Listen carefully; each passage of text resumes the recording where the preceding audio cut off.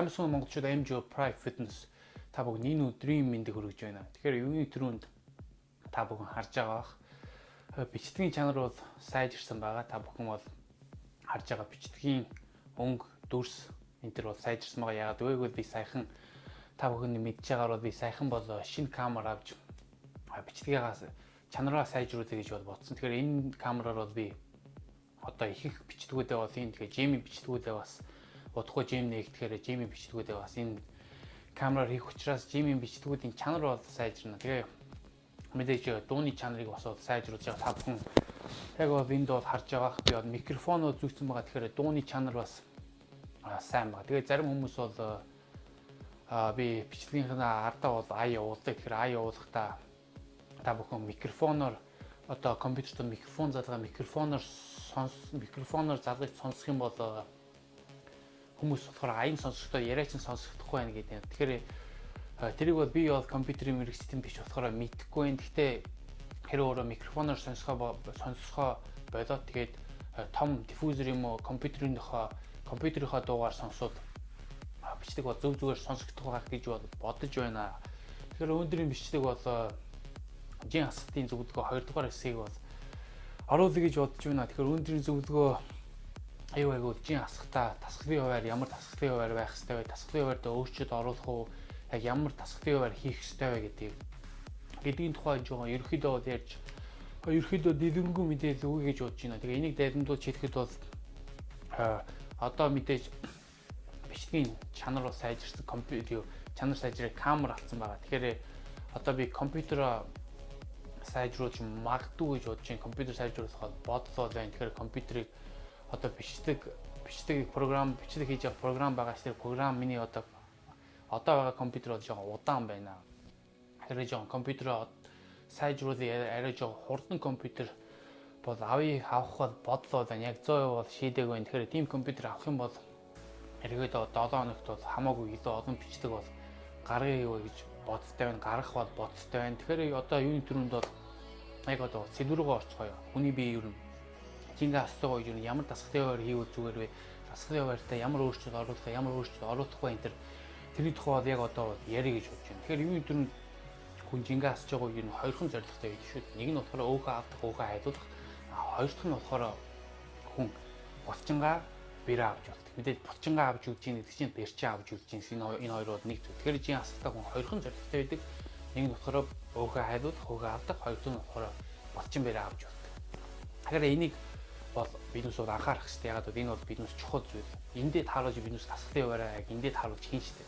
Тэгэхээр ерөөхдөө бол жингээ асууж байгаа үед тасгалын хуваарьндаа бол ихэвчлэн ямар ч өөрчлөлт оруулахгүй. Ягаад вэ гэвэл өөрөө чинь жингээ асууж байгаа үед чинь тэр булчингаа авч үзэх, бэрээ авч үзэх зорилго байгаа ш. Тэгэхээр жингээ нэмж байгаа үед тийм ээ.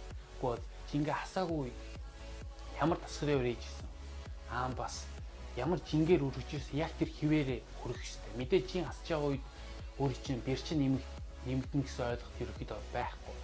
Ямар үед ихэвчлэн бэрчин нэмэгддэг вэ гэвэл дөнгөж шинээр эхэлж байгаа хүн бол бэр нь нэмэгдэнэ. Харин зүгээр нэг төмрөөр өргөөд ер нь утсан хүмүүс бол жингээ асууж байгаа үед бол хэр баргийн бэрчин бол нэмэгдэх. Мэдээж заримдаа бол бэр багаар нэмэгдэх тохиолдол гарч идэг. Гэхдээ энэ бол маш ховор тохиолдол болохоор жингээ асууж байгаа ер нь бэрчин бол нэмэгдэхгүй.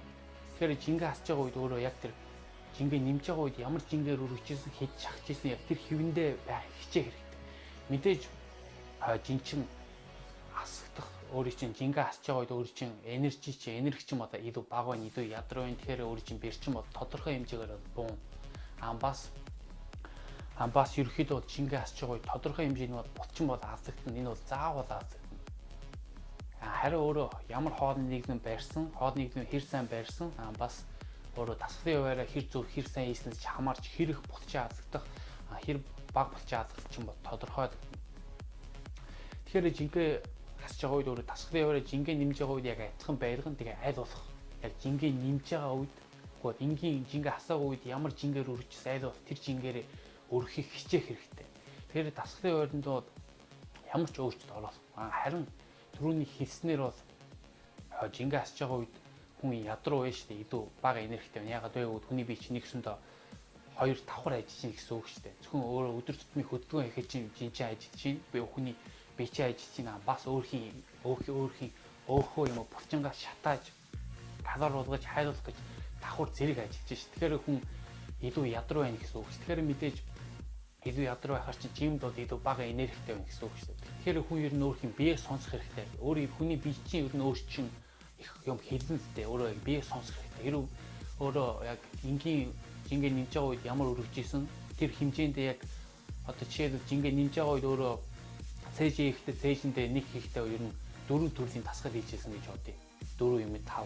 Арайд жингээ асч байгаа үед өөрөө яг адилхан 4 юм уу 5 өөр төрлийн тасгал хийгээд чинь илүү ядраад илүү амар ядруу байгаад байвал чинь би чи өөр чиг хилээдэж шүү нэг юм. Тэгэхээр тэгсэн үед яах вэ гэвэл өөрөө юугаа багасгах хэрэгтэй. Тасгалынхаа юугаа оролтын тоогоо багасгаж болно. Угоо 4 5 зээжсэн дээр одоо жишээ 4-өөс 5 тасгал хийжсэн бол тэрийг 4 юм уу 3 болгож багасгах жишээ. Угоо оролтын тоогоо багасгах хэрэгтэй. Жишээ одоо цээжний ахивтай шахалтаа 8 шахалтай 4-ийн оролттой хийжсэн бол тэрийг бол 3-ийн оролттой болгож багасгах жишээ. Тэгэхээр тэгж тасгалын хуваарьндаа бол өөрчлөлт бол оруулна. Тэрнээс ерөөхдөө жингээ хасж байгаа үед бол хуваарьндаа бол өөрчлөлт оруулаад бол дэмий яагаад вэ гэвэл ерөөхдөө хуваарьндаа оруулж хамаагүй өөрчлөлт төрүүлж оруулж чаар чинь биднээс бол яг бэрэ алдаж ийн үгүй бол мэдэхгүй шүү дээ. Харин яг жингээ нэмж байгаа үе чинь тасгалын хуваарь чи яг ямар байсан? Жингээ хасж байгаа үе чинь өөрөө яг тасгалын хуваарь чи ямар байна? Яг адилхан байлгууд өөрөө яг тэр өөрийн чинь бусдын чи хэр ихээр алдаж чинь бэр чи алдаж ийн үгүй байна? Тэдүүс ч юм бол яг тодорхой бол мэдэгдэн. Тэгэхээр ерөөхдөө дасгалын хуваарьндаа бол өөрчлөлт оруулаад хэрэггүй харин өөрөө жингээ хасж байгаа үед хитрхи бэлтгэдээр хитрхи ядар байгаад ядраад байвал ерөөхдөө өөрөө нийт дасгалын хэмжээг бол багасгаж болно. Хэрвээ цээжин дээрээ мэдээж түрүүний хэлсэн чиг цээжин дээрээ 4-5 өөр төрлийн дасгал хийжсэн бол тэрийг 3 юм 4 болгож багасгах жишээтэй үгүй бол оролтын тоогоо бол багасгаж болно. Тэгээ ерөөхдөө жингээ хасж байгаа үед нэг мэдгчдэр нь чухал зүйл бий. Жингээ хасж байгаа үед ихэнх үед бол хүн дээр өрөх хэрэгтэй тийм ээ. Яг мэдээж өөрөө яг зөв яаж шинэ булчин нэмхийг зөв яаж мэддэг бол өөрөө яг шинэ булчин нэмхийн тулд хүн дээр өрөхийг бол өөрөө мэдж байгаа шүү дээ. Булчингаа байнгын өмнөхөөсөө илүү хүн дээр өргөж сүрж байж тэр чин булчин чи өмнөхөөсөө илүү том болж хөгжиж шүү дээ. Тэгэхээр жингээ хасж байгаа яг адилхан хүн дээр өрөх хэрэгтэй. Яагаад хүн дээр өрөх хэрэгтэй вэ гэвэл хүний бие чи илүүд булчин дургу өөхөнд бол маш дуртай.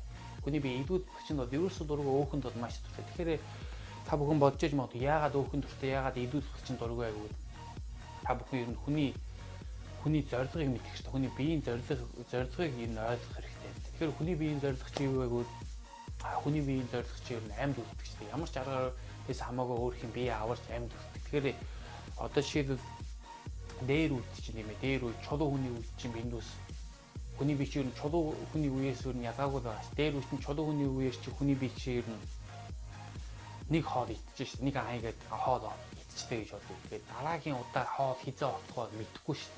Тэгэхээр хүний бие чинь аль болох их өөхийг хадгалахыг бол хичээдэг. Биедээ идүүд өөх бол хадгалах дуртай байдаг. Тэгээд тэр хадгалсан өөхөө бол одоо жишээл өдөр ан хийчтэй. Тэгээд идчихтэй ш. Маш ихээр идчихтэй. Тэгээд 1 2 хоног 3 хоног 4 хоног бол хоолгүй явна ш. Дараагийн ан хизээ олох бол мэдэхгүй ш. Тэгээд тэр хооронд тэр өдрүүдтэй бол тэр өөхөө шатааж хайлуул хэрэглэдэг байсан. Энерги болж калори болгож шатааж хэрэглэдэг байсан. Харин булчин болохоор чинь эсрэгээр өөр. Яагаад вэ гэвэл хүний бие чи ер нь хэр их калори шатаах чи ер нь олон зүйлээс хамаарч идэг. Эхний зүйл юу вэ гэвэл мэдээж хүний хөдөлгөөн шүү дээ. Өдөрт хэр их хөдөлж чинь хэр бага хөдөлж чинь гэдгээс ч хамаарна. Хоёр дахь зүйл мэдээж юу вэ гэвэл мэдээж өөрийн чинь төрөлхийн генээс ч хамаарна шүү. Генетикээс аав ээжийн удмын генээс ч хамаарна шүү. Та бүхэн ерөөхдөө удмын генээс ч ер нь хүн болгон өөр төвтэй шүү. Зарим хүмүүс болохоор төрөлхийн турхай, зарим хүмүүс болохоор төрөлхийн тарган, зарим хүмүүс болохоор турхайчс тарганч. Тэгэхээр ерөөхдөө төрөлхийн тургаа хүмүүс болохоор чинь нөгөө биеийнх нь нөгөө калори шатаадаг явцсан маш хурдан байж байгаа. Харин тарган хүмүүс их болохоор мэдээж удаан байдаг. Тэгэхээр энгийн хүмүүс болохоор энгийн байдаг шүү дээ. Тэгэхээр тэрнээс ч бас хамааран. Гурав дахь зүйл юу вэ гэвэл энэ бол биднээс өнөөдрийн сэдвт чухал зүйл юу вэ гэвэл өөр чинь булчин чинь өөхийг бодод хоёр өөр байдаг. Яга юугаар өөх байдаг вэ гэвэл нэгт булчин чинь байхын тулд уур хэрэгтэй, хоёр булчин чинь байхын тулд калори хэрэгтэй. Мэдээж уурагчдын калори гэсэн үг шүү дээ. Хүний бие чинь 3 зүйлээс калори авч идэг. Өөрөөр хэлбэл 3 зүйлээс энерги авах боломжтой байдаг. Нэг нь болохоор нүүрс ус, хоёр дахь нь болохоор өөх тус, гурав дахь нь болохоор уураг шүү дээ. Тэгэхээр хүний бие чинь хүний бутсан чинь уурах хэрэгтэй яагаад вэ? Хүний бутсан чинь уургаар хийгдсэн. Тэгээ хүний уурах чинь ерөөхдөө энийг дахимжуулаад энийг бас хийж. Тэгэхээр энэний тухай би өөрөө бас бичдэг юм.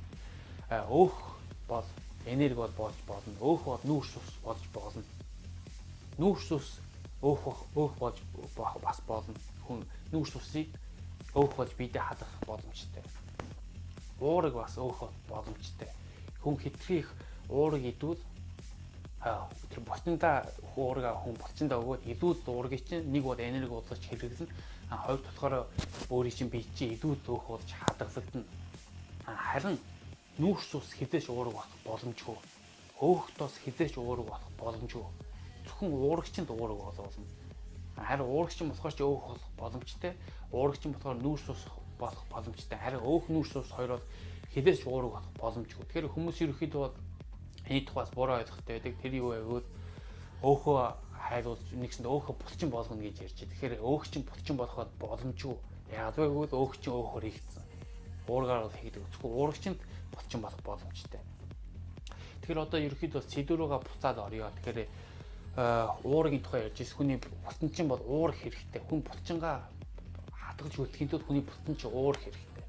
Тэгэхээр уурах чинь калори гэсэн үг шүү. Тэгэхээр өөрөөр хэлэх юм бол хүн булчингаа хадгалж үлдэхийн тулд өөр чинь тэр булчин чинь калори хэрэгтэй. Хоёрт болохоор тэр булчин чинь зөвхөн ингэж ажиллаж өдөр тутмын ажиллагаа хийхэд тулд бас калори хэрэгтэй. Тэгэхээр ерөөхдөө хүний бие чи ягаад булчин дургүй байна гэвэл хүн идүүд их булчинтай байна гэдэг чинь идүү их калори хэрэгтэй байна гэсэн үг шүү дээ. Одоо хүний идүүд өөх чинь болохоор чинь зөвхөн байхын тулд өөр чинь тэр өөхөнд тодорхой хэмжээний калори хэрэгтэй. Харин булчин чинь болохоор чинь байхын тулд калори хэрэгтэй. Бас өдөр тутмын ажиллагаа тэр булчингаа хэр их ажиллахаас ч хамаарч бас калори хэрэгтэй. Тэгэхээр хүний бие чи яг дээр үе чулуу үе дээр бол явж байгаа. Чулуу үе дээр ярих юм бол идүүд булчинтай байна гэдэг чинь идүүд хоол хэрэгтэй байна гэсэн үг шүү дээ. Идүү их хоол идэх гэсэн үг шүү. Тэгэхээр хүний бие чинь маш их булчинтай байхаар чинь илүү их хоол хэрэгтэй гэсэн үг. Тэгэхээр ерөөхдөө өсөж өгөх магадлал илүү өндөр байх гэсэн үг шүү. Тэгэхээр хүний бие чинь идүүд булчнууд маш дургу. Яагаад вэ гэвэл би сая шатгаан хэллээ шүү дээ. Харин өөхөнд дуртай. Яагаад вэ гэвэл би бас шатгаан хэллээ. Тэгэхээр хүн төмөр өрөختөө хүн биедээ тэр идүүд булчингаа хэрэглэхгүй, идүүд булчингаа байлгах биедээ шалтгаан өгөхгүй бол юуны төрөнд өөхөө хайлуулахаас юуны төрөнд булчингаа бол идүүд булчингаа хайлуулж чадна. Тэгээ идүүд булчин дуусны дараа бол өөхөө хайлуулна шүү дээ. Харин биднес жингээ асч байгаа үед жимд хүн дээр өргөөд яг нэг хүн дээр өргөө биедээ тэр булчингаа зааж живдээ биедээ тэр булчингаа байлгах шалтгаан өгч шүү дээ. Өөрөөр хэлэх юм бол биедээ бие хуурж ийн гэсэн үг шүү. Нэгсэндээ одоо төмөр өргөж ийн гэдэг чинь нэгсэндээ биедээ нэгсэндээ ан хийж ийн гэж ойлгож шүү. Тэгээ булчингаа ашиглаж ийн. Тэгэхээр чинь хүн тэр булчингаа ашиглаж байгаа юм чинь хүний бишин тэр булчин хэрэгтэй байна гэж бодоод тэр булчингаа бол хайл болохгүй. Булчингаа бол калори болгож шатаахгүй. Тэгэхээр төмөр өргөж байгаа үед хүн дээр өргөх бол маш чухал. Тасгалын хуваар яг зөв байх бол маш чухал. Ягаад гэвэл буруу байлгал хүн булчингаа алдах магадлал маш их өндөр, маш хурдан байдаг. Хүний бие чинь эвдүүл булчин бол хэрэггүй. Тэр хүн төмөр өргөхдөө хүн дээр өрөх, хүнкнөр өрөөдөө хүний бие чинь зөвхөн тэр өдөр тутмын ажиллагаанд хэрэгтэй булчингаа үзээс тэр эвдүүл булчингаа бол калори болгож шатаагаад хайлуулчихна гэсэн үг шүү дээ. Тэм учраас тасгалын хуваараа ихтэй бол тийм учраас жингээ асч байгаа үед тасгалын хуваараа бол зөв байх нь маш чухал. Тэгээ өөр нэгэн шалтгаан юу гэвэл хүний бие чинь булчинд бас дургу, бас өөр нэгэн шалтгаан юу гэвэл булчин өөрөө хэрэг булчиндаа болох гэж хэмжээ бол байдаг. Өөрийн чинь генетикийн лимит, natural limit, генетикийн лимит байгаа шүү дээ. Хязгаар байгаа. Тэгэхээр өөрөөр хэлэх юм бол өөрийн чинь хүний аав ээж энэ төр удам угсаагаас ч хамаарж хүн болгоны ген бол өөр байдаг. Одоо жишээлбэл зарим хүмүүс болохоор 80 кг цэвэр булчинтай байх боломжтой байхад зарим хүмүүс 75, зарим хүмүүс 70, зарим хүмүүс 85 энэ төр хүн болгоныг бол өөр байгаа. Хэрэг хэмжээний булчинтай болох. Тэгэхээр өөрөө генийхээ хязгаартай хүрчүүд өөрөө ямар ч тасгал хийгээд юу ч хийлээж гэсэн тэр булчин өөрөө чи бие чи булчны хэмжээ шиг бол нэмэгдэхгүй гэсэн. Мэдээж яаж өшөө нэмж болохгүй гэвэл мэдээж нөгөө стероид сэргэлэн шүү дээ. Нөгөө тариуч стероид сэргэж бол өшөө нэмэгч бол болно. Генетикийн хязгаар бол өөрөө тэгэж өшөө нэмэлт сунгаж бол болно. Тэгэхээр өөрөө чинь булчин чинь бол хязгаар бол байна шүү дээ. Булчин хэрэг булчинтай бол хязгаар бол байна. Тэгээ хүн булчингаа шатааж бол энерги болгож бол болно гэсэн шүү дээ. Тэгэхээр өөрөө зөвхөн тодорхой хэмжээний булчинтай болох боломжтой. Тодорхой хэмжээний нэгсэндээ илүү калори хадгалах боломжтой гэсэн үг шүү дээ. Тэгээд булчны хязгаар гэж харин өөхний хязгаар гэж байхгүй. Хүний бие чинь ер нь хэр ихч өөхтэй байх боломжтой. Одоо дэлхийн хамгийн хүнд хүн чинь одоо хэд ч үлээ 1200 паунд ч гэдэг. Тэгэхээр килэр одоо хэд ч юм бэ? 500 хэдэн кил шүү дээ. Дэлхийн хамгийн хүнд хүн цул өөх шүү дээ. Тэгэхээр өөхний хязгаар гэж байхгүй. Тийм учраас хүн өөх хүний бие чинь төрөлхийн нөгөө өөрийгөө хамгаалахын өөх хадгалах бол маш турштай.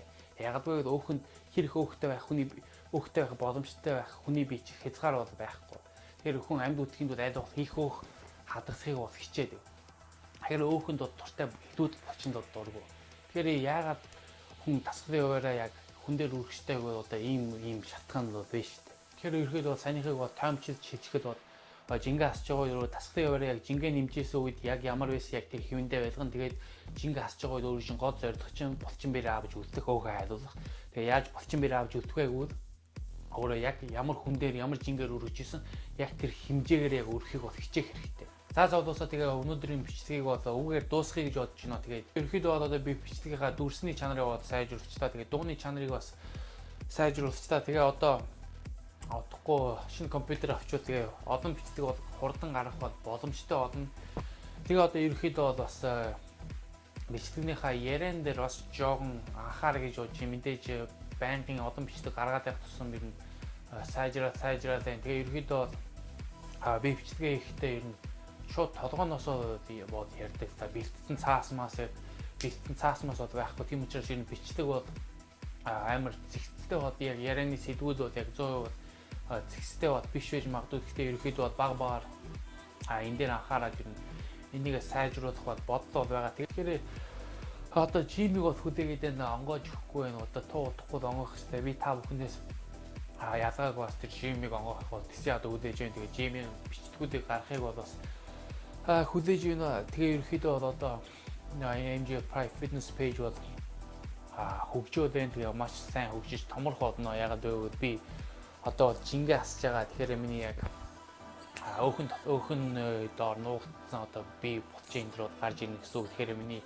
ерөөхийн нийт биений төрх бол сайжирна, илүү сайхан харагдана гэсэн үг шүү дээ. Тэгээ ялангуяа ерөөхдөө жингээ асж байгаа ер нь нүүрнээсээ өөхөө авдаг. Тэгэхээр нүүрнээсээ өөхөө автахаар чи энэ эр хүний ер нь нүүрний шинж чанар бол гарч ирж идэг. Энэ эрүүний 6 см чинь бол гарч ирээд ерөөхдөө өөрийн чинь царайг чинь бол илүү сайжруулж, илүү царай болгодог гэсэн үг шүү дээ. Тэгэхээр ерөөхдөө жин асах ерөөхдөө маш олон сайн давуу талууд бол байгаа. Тэгэхээр ерөөхдөө ойрын хэдэн хоногт гарах бичлэгийн бод юу вэ гэвэл ерөөхдөө маргааш юм уу маргааш ч юм нэг юм уу нэг 2 юм 3 хоногийн дараа би өөрхийн жимний хэрэглээнүүдийн тухай бичлэг гаргах болно. Одоо миний жимний одоо цүнхэн юу байгаа тийм ээ хүндийн өргөслийн бүс, гарын боот энтергээд тийм хэрэглээнүүдийн тухай би өөрхийн тэр хэрэглээнүүдийн тухай харуулж хэрэглээний тухай ерөөхдөө бол танилцуулна.